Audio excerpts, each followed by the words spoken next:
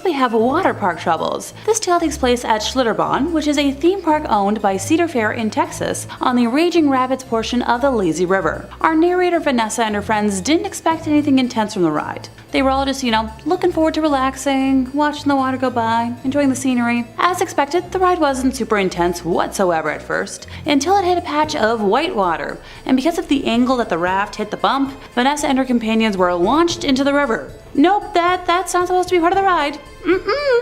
And while the ride might have only been, 3 feet or so deep of water, I'm reminded of all the posters from my local pool growing up about how people can literally drown in a bathtub. So yikes! Vanessa described herself as entering a state of shock, feeling emotions ranging from fright to embarrassment, confusion, and panic. As she attempted to reach for the raft to pull herself back in, she realized she couldn't see her friends anywhere, and she was once again being yanked underwater. Panic had taken over as the main emotion by this point, and Vanessa found herself swirling around and around and around under the water. Thankfully, a nearby lifeguard jumped into action and was able to hoist Vanessa and her friends back into their raft, allowing them to enjoy the rest of the rapids in the intended fashion. I'm a little concerned about the lack of seatbelts on that ride since they were never mentioned, and I feel like that should be a thing, or like a weight sensor to stop the ride in event that, someone goes over. Oh, just me, okay. As a high point to this, somehow Vanessa managed to keep her glasses on throughout the entire ordeal. Go Vanessa! In 4th place, we have an urban legend from Canada's Wonderland. Time to move on to a Cedar Fair park that's a little closer to home. As someone who spends most of September through December at Canada's Wonderland every year, I just knew I had to include this ghost story in today's list. While Wonderland might be home to the scariest of scary monsters every October, the iconic Wonder Mountain is actually home to a ghostly spirit all year round. Construction of the iconic theme park happened between 1979 until 1981, with construction of the mountain alone involving a dozen local companies under Cincinnati engineer Curtis D. Summers. Now, while we don't know the name of our victim, one of the construction workers who was working on Wonder Mountain passed on the job, and for the most part, the details of his passing and specifics have been kept pretty secret. I tried. I promise I tried. This ghostie haunts the mountain to this day, specifically the Thunder Run ride. If the ride operators don't greet the area with good morning and good night at the beginning and the end of each operating day, the ride will malfunction and cease operations until given the proper respect. Honestly, I'm all for inviting the ghost to roam the park during Halloween haunt. What's the worst that could happen? An actual ghost over in Ghostly Pines or Spirit Manor would be so much fun to see. Oh, just my own opinion again?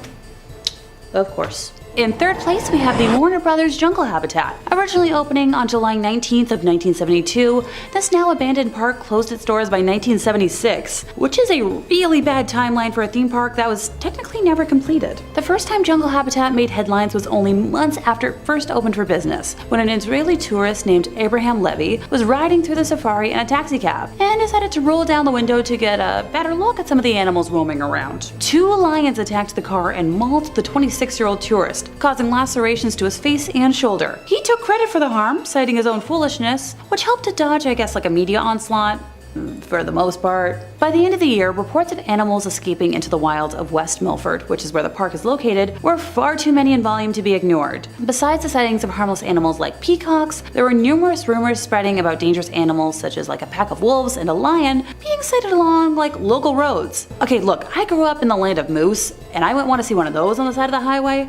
I can't imagine seeing a lion on the side of one. These sentiments voiced way back in the day are identical to the rumors still running rampant today. Tales told by local residents who have, looked out into their backyards include wandering ostriches and a band of baboons running amok in the town's pharmacy. Guess they needed a prescription filled. Emus, baboons, and even wolves are just some of the uncaged critters which have been known to actually have escaped the park. I feel like I found the origins for the Night at the Museum franchise. On July 8th of 1974, a 68-year-old visitor from Long Island was grabbed by the trunk of a baby elephant, which then slammed her against a fence and bit her. The woman, her name's Elizabeth Ennis by the way, was later awarded $200,000 by a court. In an account in the New York Times, she claimed the elephant bit her on the right hand, and because of the trauma incurred by being slammed into the fence, she had persistent pain in her right side that prevented her from lifting heavy items. Her husband was awarded $5,000 for the loss of companionship. I'm just glad that's all that she went through. Goodness, elephants are pretty big. The animals also had a tendency to damage the cars that passed through. An e-museum for the park that exists online now says that the tigers like to bite and pop car tires, and monkeys like to rip antennas off the cars. Sounds like a lack of good animal training and boundaries to me, but I'm no animal expert. Right after the park closed in October of 1976, some of the animal carcasses were left outside. This pile grew until, 30 animal bodies, including that of an elephant, a bison, camel, and some zebras, were all left lying until April, when the ground had thawed enough to finally bury what was left of them. The 6 months that they were left exposed was a violation of state laws, which stated that any animal should be buried within 48 hours of its passing. Despite this violation, Warner Brothers were not sanctioned. Jungle habitat is gone now, but never forgotten. Reports of mysterious kangaroo sightings in remote corners of West Milford still turn up from time to time. Be careful, kangaroos hurt. In second place, we have the Joyland deaths. Located in Wichita, Kansas, Joyland once featured state-of-the-art rides and attractions, holding a reign of 55 years of fun and joy. Today, the once popular park is being reclaimed by nature, piece by piece by piece by piece. Joyland came into existence on June 12th of 1949. It was founded by Lester Ottaway and his sons, Herbert and Harold. Now, Herb had a passion for steam engines and race cars, and he refurbished both types of vehicles. By 1934, Herb Ottaway had refurbished a miniature steam locomotive and cars, and was traveling with them to county fairs in Kansas and Colorado. Joyland was originally opened to give Herb's refurbished locomotive a more permanent home. As the attraction became more popular, the Ottoways eventually added a number of different rides and games to the amusement park. Now, Lester Ottaway passed away in the mid-1950s, but his sons continued running Joyland until the early 1970s, when they decided to, retire. Joyland was then sold to Stanley and Margaret Nelson, who owned the park until it closed its doors in 2004. Joyland featured attractions such as a wooden roller coaster, my personal favorite kind of coaster, a wacky Shack Dark ride, a log jam, a sky coaster, bumper cars, the classic carousel, and of course, a Ferris wheel. Now, on April 6th of 2004, a 13-year-old girl was enjoying a Ferris wheel ride with her friends when the restraint bar holding them in came undone. The young girl fell more than 30 feet, suffering multiple head, arm, and leg injuries, and it's a miracle that she survived. The Ferris wheel was immediately closed, while both private and federal investigations looked into whether everything was, safe and up to code. The ride managed to, reopen eventually after these investigations were wrapped up, so okay, I wonder what to code means anymore. Another notable ride at Joyland was the wooden roller coaster that was known as the Nightmare. Although the roller coaster was a staple at the amusement park, it too saw its fair share of injuries. On May 25th of 1977, one rider stood up in one of these carts and fell. He passed at the scene from injuries sustained from the fall. Another death occurred 20 years later on August 27th of 1998 when a 35-year-old maintenance worker named Kevin Briley was under the ride trimming the grass. He stood up and was tragically hit by the roller coaster. He also died at the scene from his injuries. My heart hurts telling that tale because I'm such a huge lover of traditional wooden roller coasters. There's just something about narrowly avoiding whiplash that I personally find thrilling. Joyland closed its doors in 2004. Maybe it might be worth, a little urban exploration. In first place, time to visit the ghosts of the Enchanted Forest. The whimsical 20-acre amusement park was built in an Oregon forest and boasted handcrafted attractions like Storybook Lane and Toftville Western Town, along with rides like the Ice Cream Mountain bobsled roller coaster and a Big Timber log ride. Sounds pretty magical, right? Yeah, that all depends on who you ask. Though many folks experience nothing more than a charming park, other more abnormal experiences are definitely not in line with a regular amusement park. For many, a visit to the Enchanted Forest can be a supernatural phenomenon, and I know I'd be happy either way. I love all things fantastical and wonderful and whimsical, but also spooky. Tales of employees feeling a ghostly presence on attractions like the Haunted House and Challenge of Mondor ride caught my eye while doing research for today. The story of Enchanted Forest starts with Roger Toft, the park's creator, who spent every last penny he had to make his passion project come to life in 1971. His granddaughter, Ashley Toft, is now the park's general manager, and while she claims she's personally never experienced any supernatural phenomena on the Haunted House, she did admit that the attraction makes her feel anxious and overwhelmed. While guiding a group of experienced paranormal experts through the attraction, she led them directly to a cold spot that could be attributed to an otherworldly presence. As much as I understand the stigma of not wanting to believe in ghosts, that's a coincidence I can't just ignore. Challenge of Mondor ride operator Chris Dunn has since told a tale of an inexplicable encounter that he experienced one morning in 2016 while prepping the wizard-themed target aiming attraction for the day. He explained how he heard footsteps behind him, but turned around. No one there. Mere seconds after hearing the footsteps, he described being hit with a strange energy throughout his body, one that made him dizzy and gave him a horrible case of chills. Now later in the day, the same thing happened, but with more intensity. He took photos of the ride not in operation and captured images of what looks to be an orb that changes shapes in 3 sequential photos. The team of investigators I mentioned before were granted permission to spend a night unsupervised at the park and experience the chilling energy and the challenge of Mondor and managed to communicate with a spirit in the haunted house. Notice how I haven't mentioned like a park tragedy yet as the cause for anything? That's because unlike the other places on this list, there wasn't one. The haunted house was built during the original construction along with the rest of attractions, and Challenge of Mondor was constructed in 2006. Time to borrow that time machine I've been asking the powers that be for, and travel on back. In August of 1846, Oregon settlers and indigenous tribes of the Willamette Valley fought a terrible battle in present-day Salem known as Battle Creek. The theory most people believe is that the energy could be the cause of the manifestation in the theme park, which was built in close proximity to the gruesome fight. You let me know what you think down in the comments. Number 5 on this list is Atlantis Marine Park. We are headed all the way down under for this one because Atlantis Marine Park is actually in Australia. AustralianNews.com writes, Atlantis Marine Park was initially a huge success with families from WA and beyond flocking to the park to watch the live dolphin shows, swim in the pools, ride pedal boats, and have their obligatory photo with King Neptune, a huge statue at the entrance to the park. However, in 1990, just 9 years after opening, Atlantis shut its doors. Western Australia's boom never eventuated, and the 1987 stock market crash put a halt to prosperity. Atlantis closed due to financial difficulty and was left abandoned. It has since been damaged by vandals and has become overgrown and derelict. Old statues can still be found scattered throughout the grounds, as well as broken walls and concrete pools. For years, it was no man's land, popular with dog walkers. However, just last month, the iconic King Neptune was restored to his former glory after a petition by locals who started an online campaign for something to be done with the ruins. Well, I'm glad to see that Neptune is looking fresh again, but I don't know how long he'll stay that way. Apparently, this place, when the sun goes down, is home to some evil creatures. Four-legged mutant things with glowing red eyes that hiss and are nothing that we know of from this world. Now, this could be a bunch of baloney, but that's what some people have reported seeing when they've explored this place at night. Probably safe to go during the daytime, just make sure you set an alarm for 6 p.m. to get out of there if you do go. Number 4 on this list is Crinkly Bottom Theme Park. This one, to my understanding, has been demolished, but it still deserves a spot on this list because of how creepy it was when it was around. Mr. Blobby was a TV caricature in the early 1990s. He was featured on one of Britain's most successful late-night Saturday television shows and was this big pink blob creature with a bow tie on. This was a comedy television show, and this blob thing didn't lack any of that. He would often engage in annoying antics with celebrity guests and become a bit of a British television phenomenon. Well, Mr. Blobby was successful enough that he of course needed toys, merchandise, and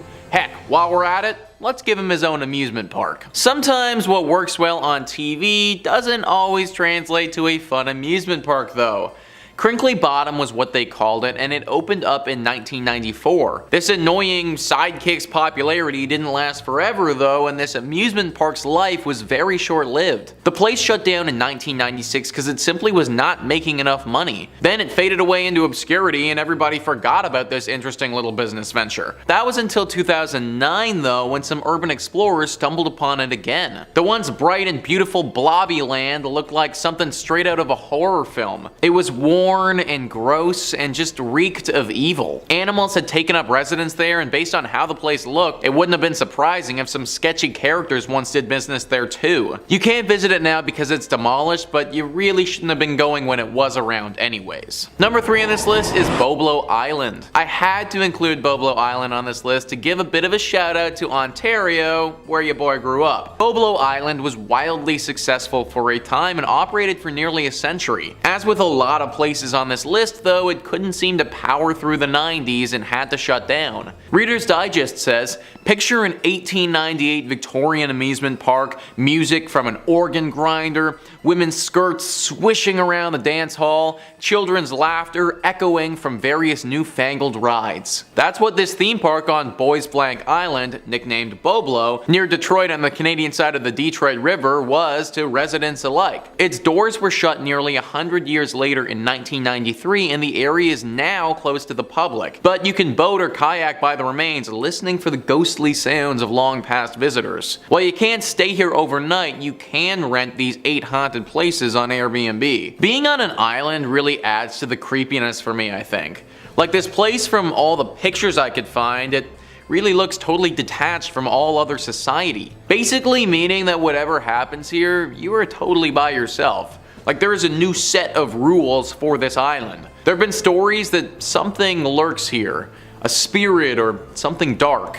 Be very careful if you ever go to Boblo Island. Number 2 on this list is Pripyat Amusement Park. Pripyat is a town that we've talked a lot about on this channel already. In fact, it was recently featured in a video where we looked at the top 5 mysterious towns that are completely abandoned. Pripyat is a ghost town in northern Ukraine near the Ukrainian and Belarus border. It was named after the nearby river Pripyat and was founded in 1970. Right in the town is a small amusement park that once looked quite fun and had plans to grow into a big Ukrainian park that people might flock to. Those dreams were never realized though, and now it sits in complete and utter disarray. Those dreams were never realized because of the horrible accident that occurred in 1986. You see, the town of Pripyat was basically established to serve the Chernobyl nuclear power plant. When it was first built, it was a closed town basically only for the workers of this place, but it grew and grew as time went on, and at its height had a population of just under 50,000 people. I don't need to go into too much detail about the accident as a whole, because I imagine that you guys are all pretty aware. But basically, this was the worst accident of this nature in human history, and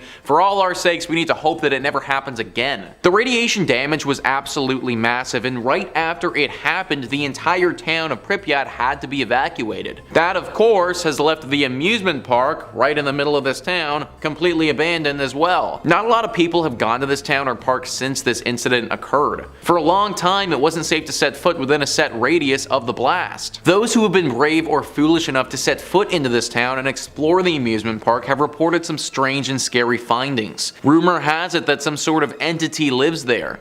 Something dark and evil calling this abandoned place home. A nasty and sinister entity that doesn't like to be disturbed. There have been talks of this being some type of shadow creature or potentially a beast like a werewolf of sorts. Either way, the people who visit this place feel an overwhelming sense of dread when they're there. They also feel as if they're unwelcome, like they entered somebody's home who doesn't want them there. There are multiple reasons why this amusement park is abandoned, so I'd stay away if I was you. And finally, number 1 on this list is Six Flags. Now, I don't mean Six Flags as a chain or anything like that. There's 23 different Six Flags in the United States, and not all of them are haunted. One in particular, though, is currently out of commission, abandoned, and definitely a spot you shouldn't go to. All the Rooms writes, this Six Flags fell out of business following serious damage from Hurricane Katrina in 2005. The park opened in 2000 and was only operating for a few years before suffering significantly during the hurricane, which displaced 20,000 people and killed nearly 2,000 people. The park closed after Hurricane Katrina, and there wasn't enough funding for repairs, so it fell into further decay over the last few years. To this day, there's still an eerie sign at the entrance to the park that says closed for the storm. It's an apocalyptic site which has been taken advantage of by Hollywood and used for films such as Jurassic World and Dawn of Planet of the Apes. These filmmakers are way braver than I would be, because I would not want to be setting foot on those grounds. The people who have been here all seem to think that something paranormal is going on. Phantom noises echoing throughout the park and other random bodiless sounds are heard all the time. Similarly to a lot of the other things on this list, there is a massive overhanging feeling of dread. The air is thick with it, and you can almost taste the discomfort. No one has reported being attacked here, but it seems like that's only a matter of time if people keep going. The mayor of New Orleans is currently looking at demolishing this park, which, in my opinion,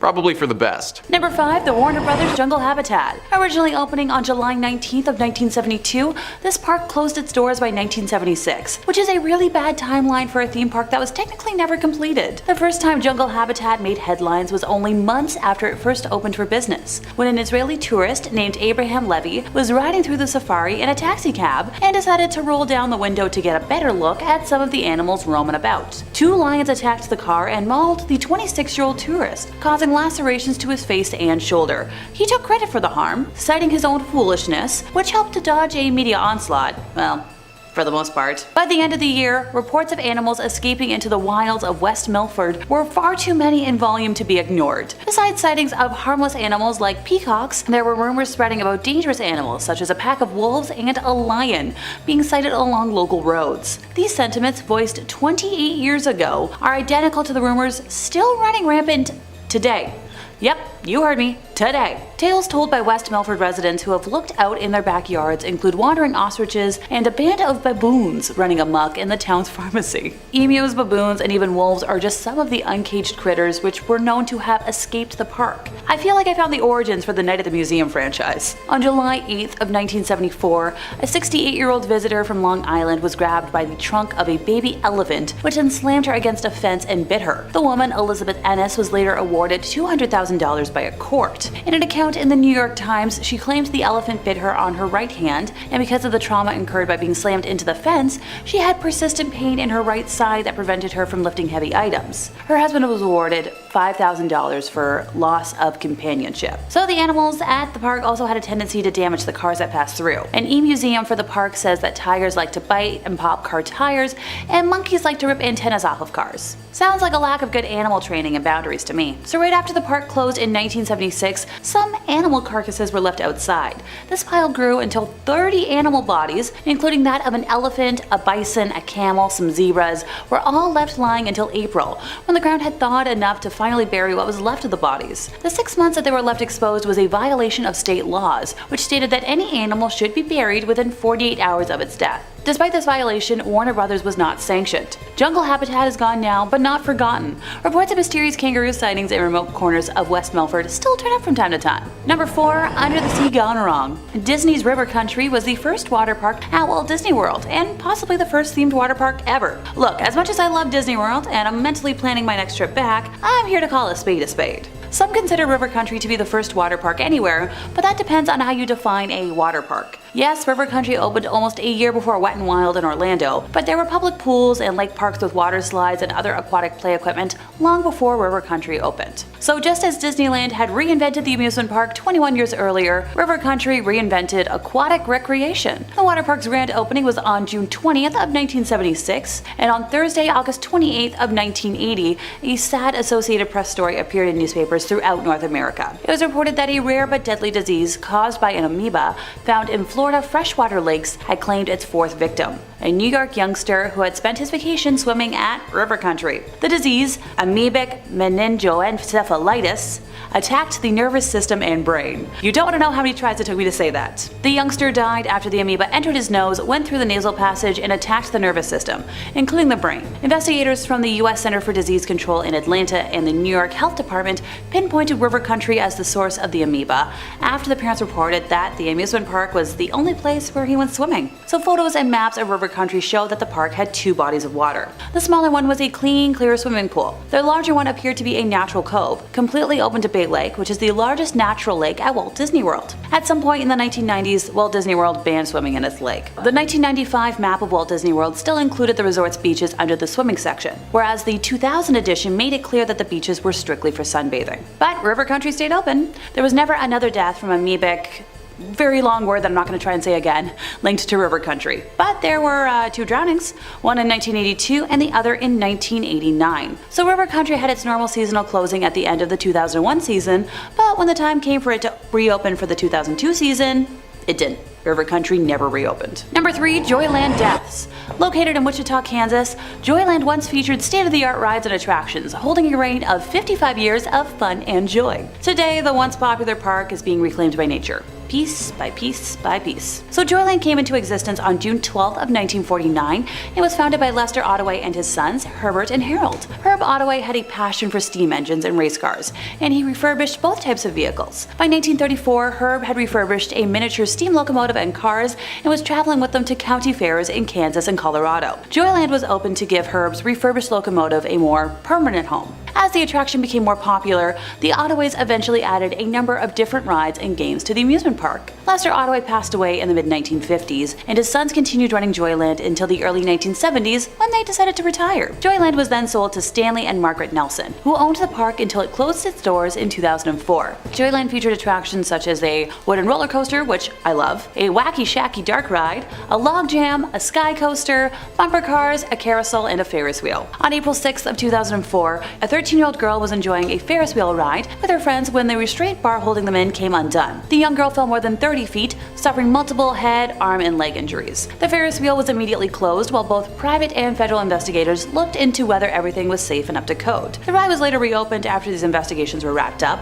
Also, another notable ride at Joyland was the wooden roller coaster that was known as the Nightmare. Although the roller coaster was a staple at the amusement park, it too saw its fair share of injuries, which is a shame. Like, I really love wooden coasters. On May 25th of 1977, somebody in the single digits of age stood up in one of the carts and fell, died at the scene from the injuries sustained from the fall. Another death occurred 20 years later on August 27th of 1998 when 35-year-old maintenance worker Kevin Briley was under the ride trimming the grass. He stood up and was tragically hit by the coaster and passed away. My heart hurts telling that tale because, like I said already, I'm such a huge lover of traditional wooden roller coasters. You know, there's just something about narrowly avoiding whiplash that I personally find thrilling. And go figure, Joyland closed its doors in 2004. Number 2, doomed before it could open. The Pripyat Amusement Park was set to have its grand opening on May 1st of 1986, in time for the May Day celebrations, but these plans were cancelled on April 26th when the Chernobyl disaster occurred, just a couple of kilometers away. Several sources report that the park was opened for a short time on April 27th before the announcement to evacuate the city was made to distract, residents from the unfolding disaster nearby. Constructed under the Soviet Union as a park of culture and rest, typical of many large cities in the then Soviet Union, the amusement park's attractions were manufactured by the Yeskik-based firm Attraction, who were responsible for the construction of many of the amusement parks which remain to be seen around the former Soviet Union today in various states of repair. Located northwest to the Palace of Culture in the center of Pripyat, the park had 5 attractions. The iconic 26-meter Ferris wheel titled Circular Overview, Autodrome bumper cars, a paratrooper ride called Chamomile, Russian swing boats, and also a carnival Pew Pew game. Fun fact, the successor to the original company is still manufacturing the Ferris wheel, paratrooper, and bumper cars to the similar designs as of 2017. Radiation levels around the park kind of vary though. The liquidators washed radiation into the soil after the helicopters carrying radioactive materials used the grounds as a landing strip, so concrete areas are less radioactive. However, areas where moss has built up can emit levels amongst the highest levels of radiation in the whole of Pripyat. So the Ferris wheel actually made news in September of 2017 when Polish tourists turned it mechanically for the first time since 1986. Thankfully, they returned it back to its original position, but kind of neat that it could still work. Number 1, a cursed history. Lake Shawnee Amusement Park opened its doors in 1926 when proprietor Conley Snidow Sr. purchased the land. His vision to build a place for local families to relax and enjoy time together was realized as the coal miners from local towns descended on it each year, making it a fantastic destination for summer vacations. The park was full of activities. It featured a man-made swimming lake, a racetrack, concessions, and cabins for visitors, looking for an overnight stay. The big cornerstones were the Ferris wheel and the swings, 2 rides that were popular with everyone who spent time at the park. And you know what? That all sounds pretty idyllic to me. Tragedy, though, began to grip the amusement park in the 1950s, when several deaths shocked locals. A young girl's life ended on the swing ride when a delivery truck backed into her seat, killing her in place. Another youngster lost his life when he drowned in the swimming pool after his arm got stuck in a drain pipe. And by 1966, this amusement park closed its doors to the public, and the land sat dormant for decades. In the 1980s, the park again welcomed visitors when Gaylord White acquired the land and set out to restore it to its former glory. In addition to purchasing a Ferris wheel, he found a swing ride that seemed just like the swings that once thrilled guests. Now, fun fact, when they installed the swings on the property, they realized the swings weren't just similar, they were the exact same swings from years prior, something that they decided to advertise during the grand reopening. The Lake Shawnee Amusement Park welcomed tens of thousands of visitors during its second run, which ran for just 3 years in the 1980s. Unfortunately, high insurance prices forced the White family to close their doors for the second and final time after those couple of short seasons, forcing them to pivot to other activities to keep the land active. They hosted fishing tournaments in what used to be the swimming lake, and they planned to create a space on the property for mud bogging, a motorsport the family knew would draw crowds to watch. While excavating a mud bogging track, the White family made a series of surprising discoveries that added depth to the property's history. For starters, the park was built over a Native American burial ground, with an archaeological dig uncovering 13 bodies, mostly young folks. In the 1700s, the property was the active home base for the Native Americans until they seemed to suddenly disappear. Among the bracelets, clothing, and tools that excavators found, they also found mass graves that suggested as many as 30,000 people had been buried on the property. But, that's not the darkest history of the land. In 1783, Mitchell Clay was the first European settler to make a home in the area, which was heavily inhabited by the Shawnee Native American tribe. So while Clay was gone to town one day, the Shawnees surrounded 3 of the Clay descendants who were working in the fields. Bartley met his end first, and Tabitha, hearing the explosion, ran to her brother, where she was attacked and cut by a stabby implement. Her body was dismembered, and both of their scalps were taken by the entire group. Their brother Ezekiel was captured and burned at the stake. A historical marker on the road leading to the park commemorates their memories. One could wonder if the tragic history of the grounds is the reason for the 6 deaths that occurred at the park, eventually leading to it being closed down in 1966. And many locals, including the park's new owner, claim the park to still be haunted. Coming in at number 5, we have Six Flags New Orleans. Six Flags is a 140-acre abandoned theme park in New Orleans. It first opened in 2000, but has been closed since it was seriously damaged by flooding during Hurricane Katrina on August 29, 2005. Despite various proposals to redevelop the site, it has remained abandoned, overgrown with plants, infested with wildlife, and in poor condition. Trespassing is prohibited, yet videos and photos of the site keep surfacing over the years from urban explorers and thrill seekers. As a result, city officials have become more diligent in securing the park and banning tours. As of today, there is still a creepy sign at the park entrance which reads,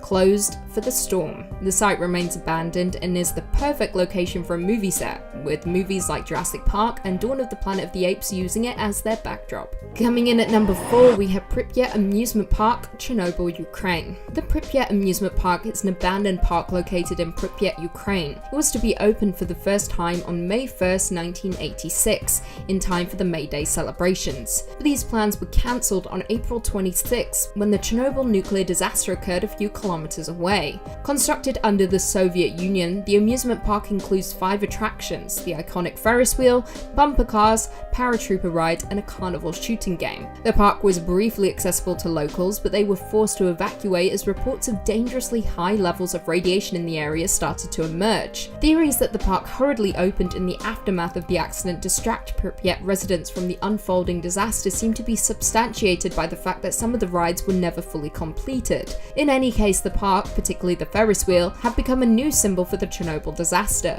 Radiation levels around the park vary. The liquidators washed radiation into the soil after the helicopters carrying radioactive materials used the grounds as landing strip, so concrete areas are relatively safe. However, areas where moss has built up are among the highest levels of radiation in the whole of Pripyat. Today, the park remains untouched, and with the unused rides gradually disintegrating and being consumed by mold. Coming in at number 3, Gulliver's Kingdom, Yamanashi, Japan. This surreal amusement park was based on the novel Gulliver's Travels by Jonathan Swift. At the center of the sprawling park lay a giant model of the novel's titular character, Lemuel Gulliver, tied to the ground. The park has a beautiful view of Mount Fuji, however, sadly due to low visitor numbers, the park only lasted 4 years before being closed down. Luckily for us though, photographer Martin Lyle explored the park's interior, stating, "The giant Gulliver was unreal. Entering the grounds, I didn't see him right away, then as I delved deeper into the park, he suddenly loomed out of the landscape. It was such a momentous thing to stand in the presence of. It was the most amazing and surreal object I've ever seen. It felt so weird to lie in the palm of a giant man, while surrounded by the stunning scenery." Coming in at number 2, Land of Oz, North Carolina. The Land of Oz is the theme park in the resort town of Beach Mountain, North Carolina. In 1970, it opened as a theme park based on the L. Frank Baum Wizard of Oz book by Caroline Caribbean Corporation. Based on the L. Frank Baum Wizard of Oz books by Caroline Caribbean Corporation under the guidance of Grover Robbins, who had been successful with Sweetsea's Railroad and designed by Jack Pentis. On Sunday, December 28, 1975, a fire was set to the Emerald City Amphitheater. On Sunday, December 28, 1975, a fire was set to the Emerald City Amphitheatre and surrounding gift shops. 2 buildings were destroyed along with the park's offices, costumes, sound equipment, and props. There is some speculation that the fires were set by disgruntled employees. Now it would go on to be rebuilt and managed by a new company, however, it would never recover, with the park officially closing in 1980. Urban explorers often visit the park, taking pictures and sometimes even stealing pieces of the yellow brick road. Land of Oz still opens its gates a few days a year around Halloween for visitors brave enough to explore. And finally, coming in at number 1, Dunblobin Crinkly Bottom Theme Park, England. Crinkly Bottom, also popularly referred to as Blobbyland, was the operating title for a series of British theme parks operating in the 1990s. They were created by Noel Edmonds, based on the fictional village of Crinkly Bottom, where the Noel's House Party TV series was based. 3 parks were operated under the Crinkly Bottom name in England by Edmonds Company, however all the parks eventually failed and were either closed or rebranded. The first park, located in Cricket St Thomas, was based around the existing wildlife park in the Cricket House Country Estate. The Crinkly Bottom Park was based around Mr. Blobby, with a Blobby themed house called Dunblobin being the main attraction. The park opened back in 1994 and was popular for a while, however a couple years later Edmonds pulled out of backing the park, with it being rebranded to Cricket St Thomas Wildlife Park and Dunblobin being closed and sealed off. In the 2000s, urban explorers rediscovered the abandoned Dunblobin house, which of course led to more people returning to Cricket St Thomas to see it. Today there are a ton of rumours that the site is haunted and ghost hunters often visit in hopes of catching something supernatural.